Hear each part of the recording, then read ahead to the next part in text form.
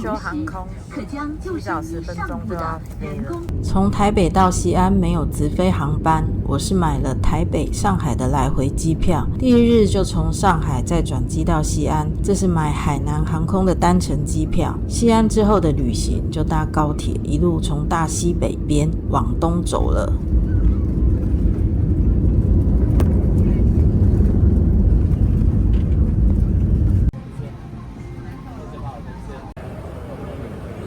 我们搭春秋航空1个半小时抵达上海了，好快哦！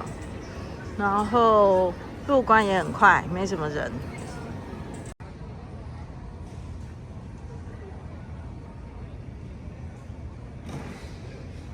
开始在中国大陆旅行咯。首先来介绍很重要的旅行必备 App， 这9个 App 是我在中国旅行有使用到的，这些 App 也都要实名登录，在旅行前快点下载注册吧。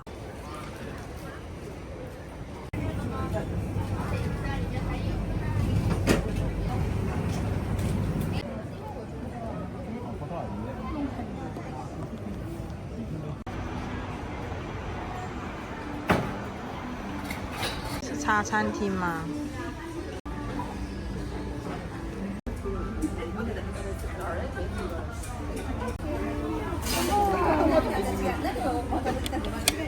竹笙啊！他很少看过竹笙这种东西哦。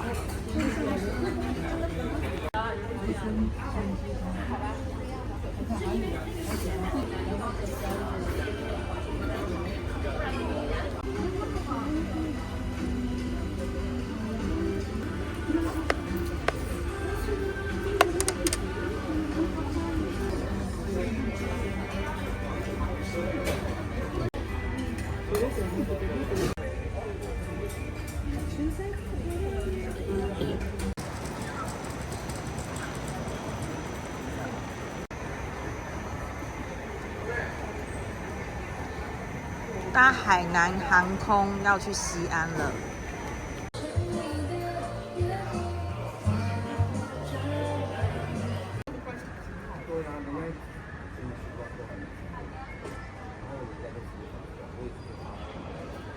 Placed under the seat in front of you. If you're carrying portable chargers, devices fit without between the seats.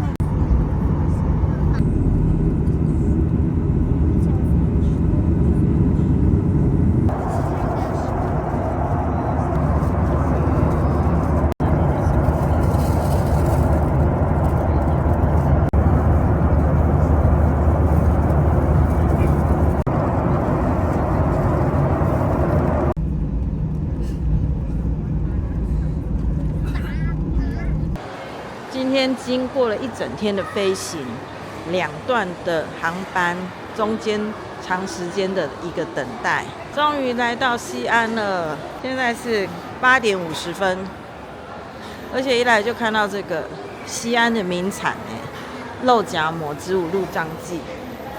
但是在飞机上吃飞机餐，吃得很好吃，所以现在饱饱的。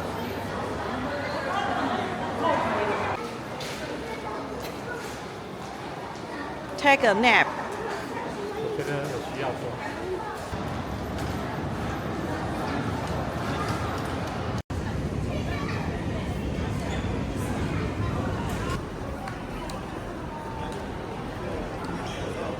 我使用的打车 App 是高德地图，因为不用输入中国手机号就可以叫车。走出机场，走到 T3 网约车乘车处。大家都统一在这边等车上车。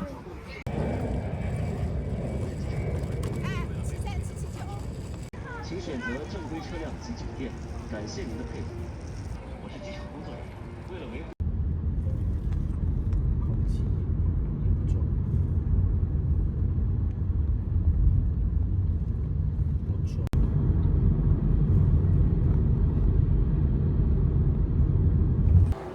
你好。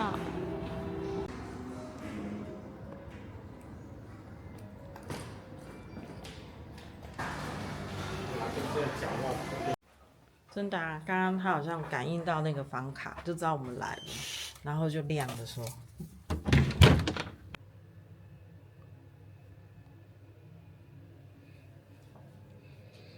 今天入住西安铂金万澳胜利饭店，它是有点法式复古风格，再加上那种老上海风格的感觉，超漂亮的。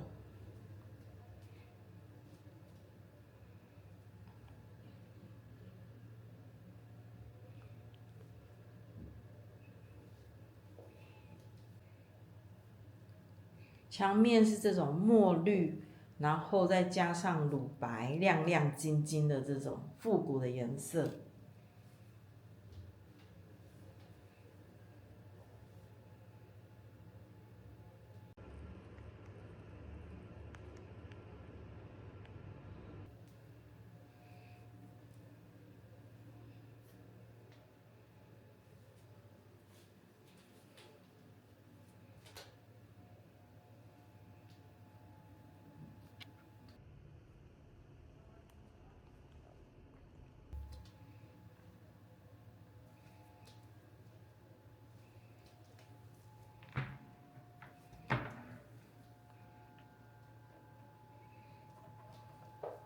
这个好美的茶柜啊，冰箱。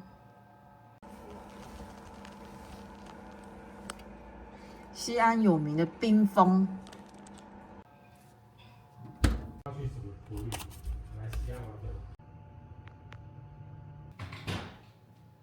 这么大的一个空间，直通这个对面的明城墙。最夸张的是这一个晚上的价格是大概1500台币吧。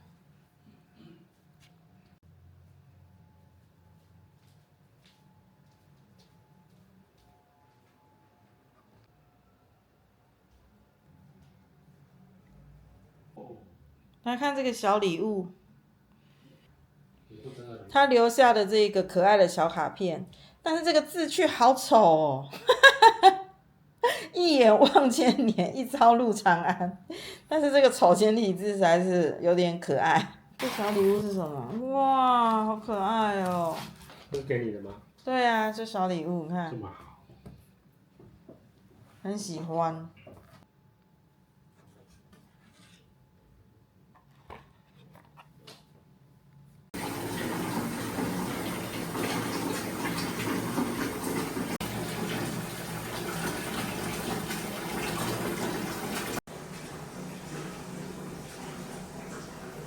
马桶灯叫做公桶灯耶。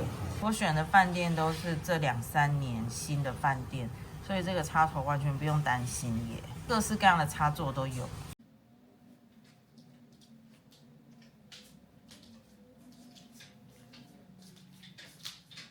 早安，西安。打开窗帘，我们的饭店窗景就是西安最著名的明城墙，底下就是和平门。昨天晚上抵达西安前洋国际机场的时候，有好几种方式可以来到市区。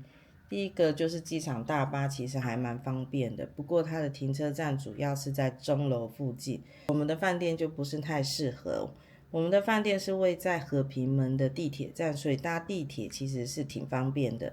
不过昨天晚上已经觉得太晚了，从机场来到市区大概50分钟的车程，晚上一路顺畅，直接就来到市区了。第一次叫车，我尝试先用支付宝来叫车，结果它需要输入中国境内的电话，所以就叫车失败了。紧接着呢，我就用高德地图来叫车，它是不需要电话的，就一叫就成功。高德地图的叫车一样是连接到支付宝的付费，所以也是相当方便的。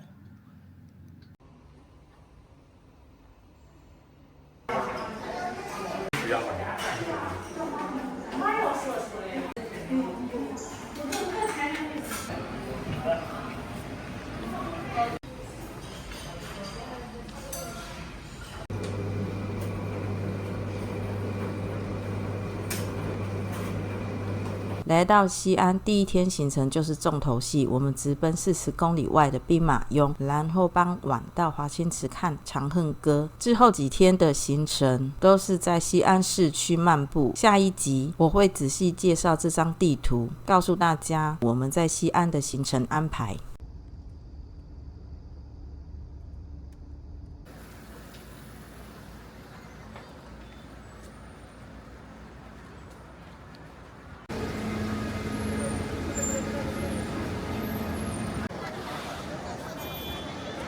秦始皇雕像，我们买的西城的行程应该在这后面集合。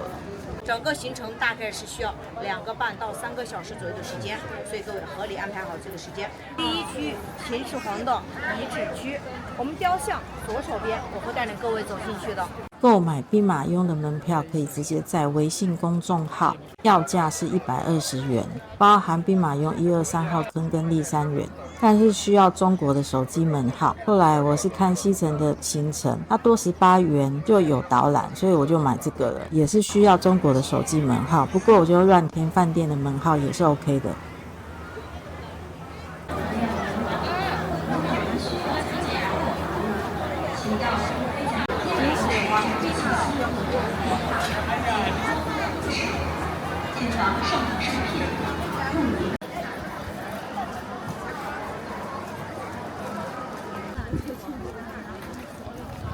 兵马俑陪葬坑已经开挖了。那老师问各位一个问题：秦始皇的主陵墓有没有打开？各位，是的，是没有打开的。说没有秦始皇统一6国啊，奠定中国今天的版图。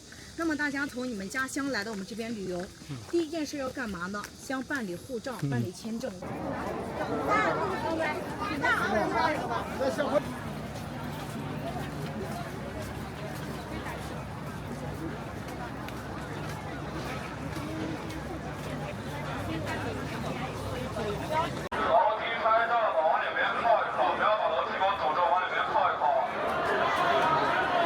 1974年，在西安的黄土地下沉睡了2000多年的兵马俑，在农民打井时意外发现，展现在世人面前是令人震惊的庞大军队。目前出土的3个主要坑分别展现了秦朝军队的主力、兵种与指挥中枢。兵马俑的开挖数量已让世人吃惊，不过据说这只是冰山一角。兵马俑的出土几秒间让原本带有颜色的脸颊与身躯瞬间剥落掉色，显示现有技术无法好好保护脆弱文物，因此大家都有共识，100年内不开挖更多隐藏在地底深处的陵墓。首先映入眼帘的是面积最大的1号坑，数千名步兵与战车排列成东西向战阵，东面是先锋部队，后方是主力军队。这里的兵俑表情各异，号称千人千面，仿佛让人穿越时空，回到秦军出征的那一刻。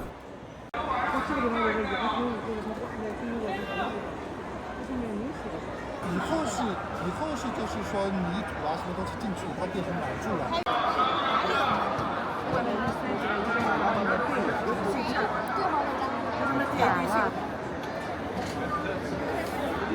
2006年，有一位德国艺术系的学生 Pablo 穿着自己做的兵马俑军服，甚至还带了小踏板，跳进兵马俑坑中的一个空位，静静站立不动，试图伪装自己就是其中一个兵马俑。他的行为好不容易被博物馆警察发现，因为实在长得太像兵马俑了。他没有损坏任何古迹，最后被臭骂一番，将他遣送回杭州的学校。找不到啊？找不到，他在这直接讲啊，一点半点的。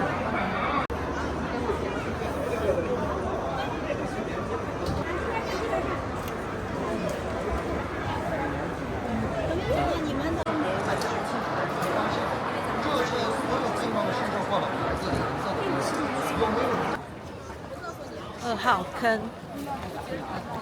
2号坑是兵种最齐全的多兵种部队，面积与规模比1号坑小，但在战术上扮演重要角色。首先一进入考古现场，坑里有木梁结构的遗迹，因塌陷形成高低起伏的波浪状地面，让我们能窥见2000年前秦军大营的建筑工法。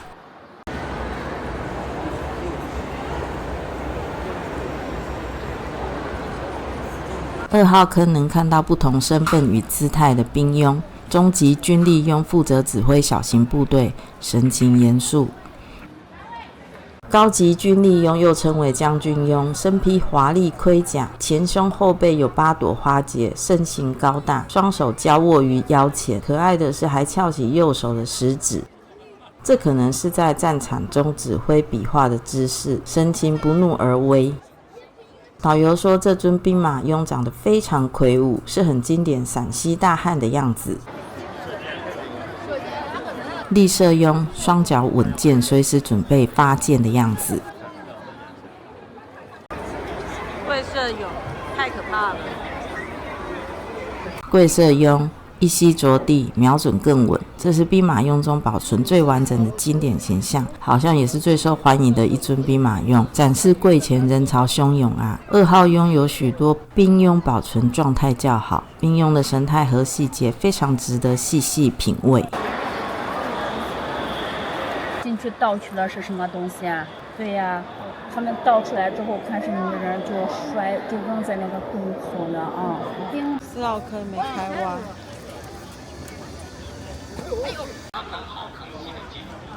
最后，我们来到面积最小的3号坑，虽然规模不大，考古学家却认为是整个秦军的指挥部。这里有战车、高阶军官的身影，排列庄重而不杂乱。3号坑整体呈凹字形，由南北厢房和中间的车马房组成。最引人注目的是两两相对的兵俑，他们面朝彼此，神情严肃，像是在守护着某个至高无上的空间。整个3号坑气氛肃穆，宛如重现了秦始皇麾下最高军事指挥中心的威严。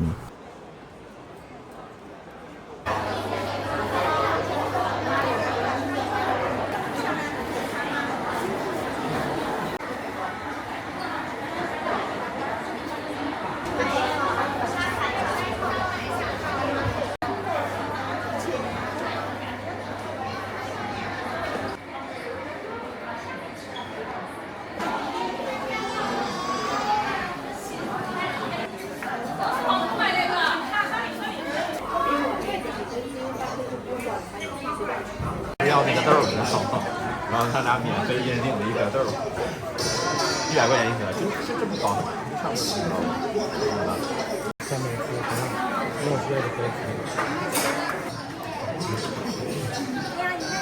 喝一罐茶，来找位置，你找。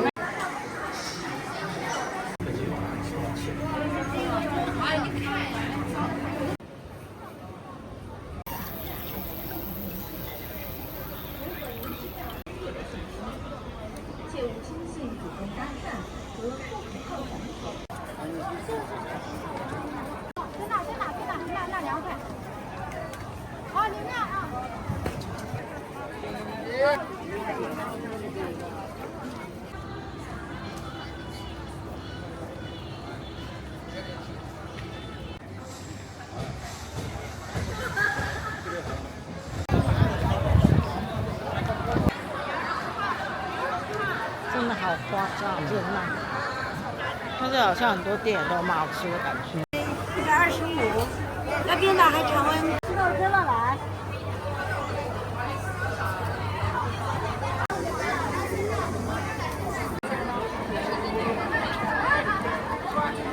被导游推销了，来看这个探秘沉睡的地理。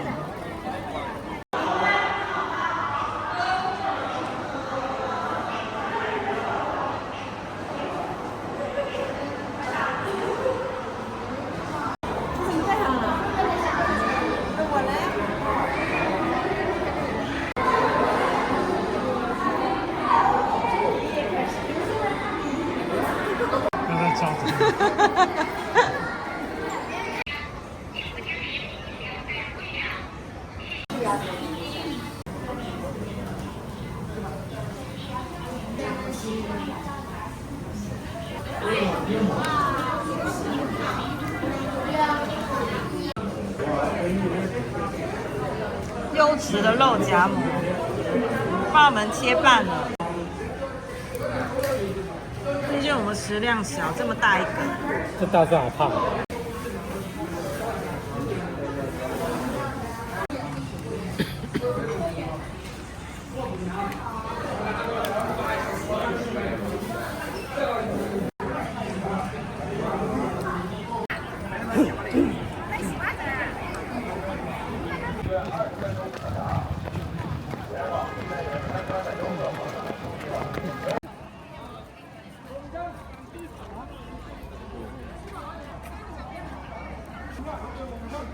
现在快5点半了，我们逛完兵马俑之后，搭上最后一班摆渡车，5点10分的，赶到了骊山园。本来以为应该来不及就算了，哇，黑压压的人。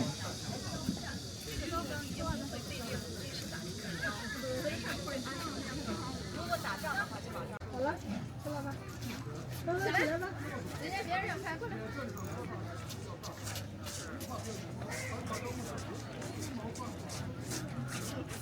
我们走进骊山园，这是秦始皇帝陵。园中主要是秦岭的风土山本体、诸多陪葬坑与雍坑等。最重要的还有2021年5月开放的铜车马博物馆。我们时间不多，想直奔博物馆，走了风土堆外围的石板步道，才发现一辆辆的景区车呼啸而过，原来有车可搭呀！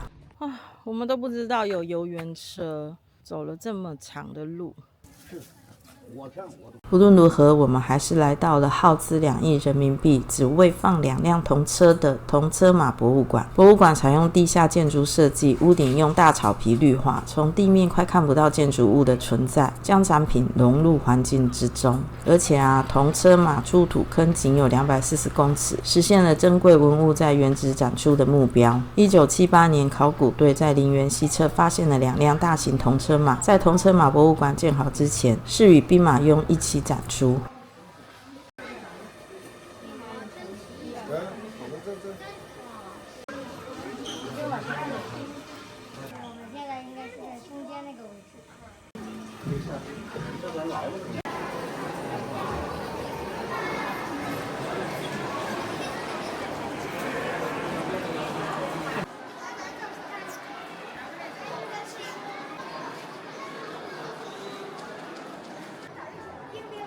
铜车马1号车高耸威武，是站着驾车，是皇帝出巡的先导车。2号车结构华丽，是坐着的，是秦始皇乘坐的专用御车。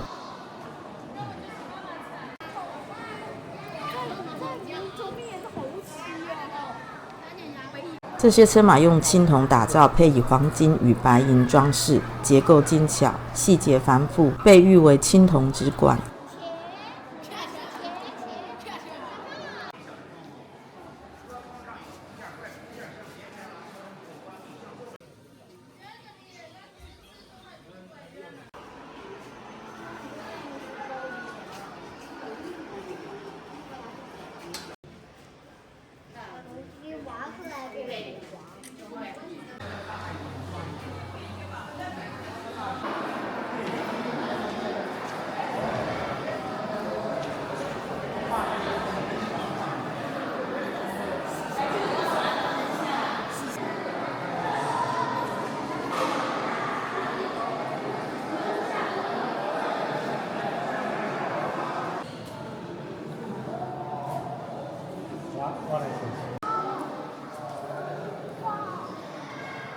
铜车马博物馆的展览，让我们得以窥见2000多年前秦帝国的工艺水准与皇权气派。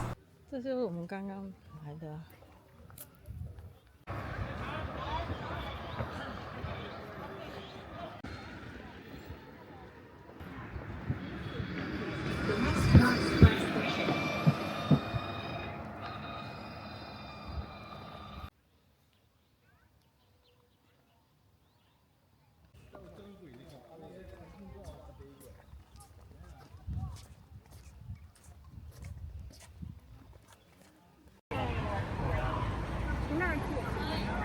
从那去。掌柜，烤肠、泡面、热玉米。来看成恨哥把水带上，2人。掌柜，烤肠、泡面。所以我刚说2个。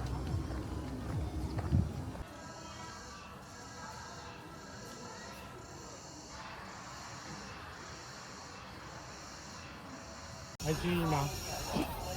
请问他姓白吗？他可能姓白哎。哦，那是。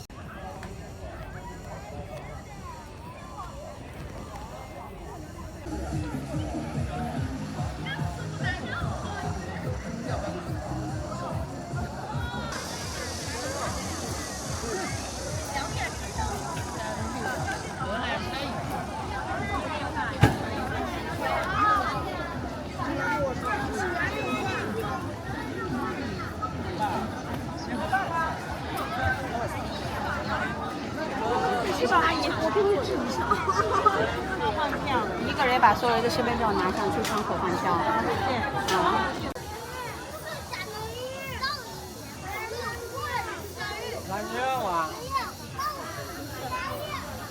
西安事变过境换西安事变。西安事变。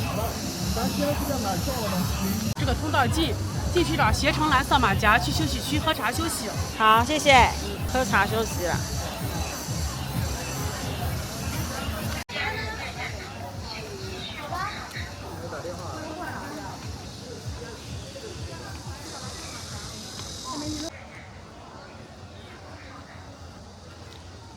进来华清宫了，等着要看《长恨歌》。我们买的是西城的《长恨歌》的套票，有茶水啊、休息区，晚上可以早一点进来。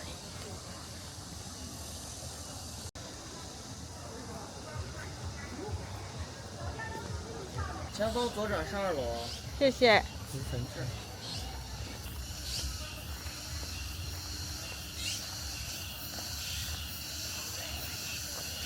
你看那个莲，哇，这里好漂亮哦！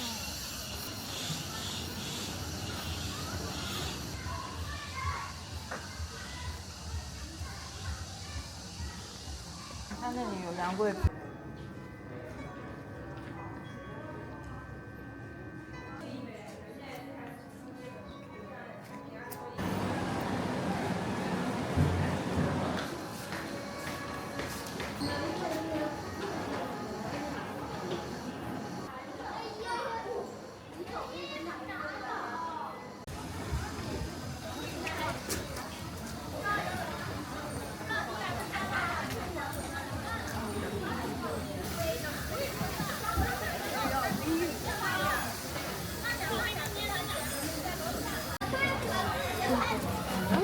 我来嗑瓜。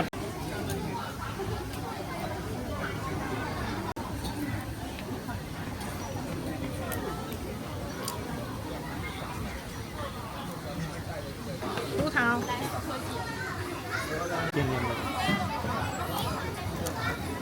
这个很棒哎，这个休息的地方。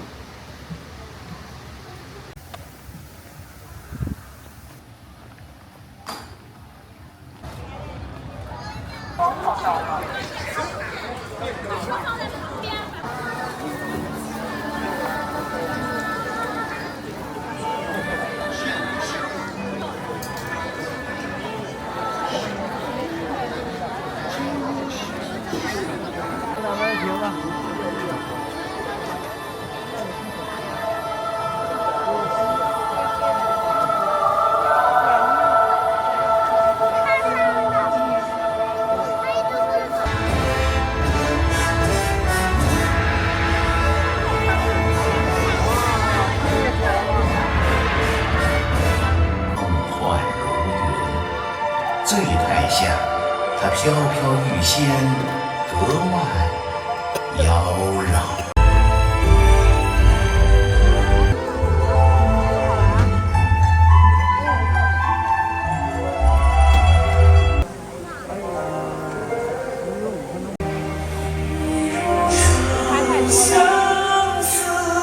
穿透生死的界限，走向永恒。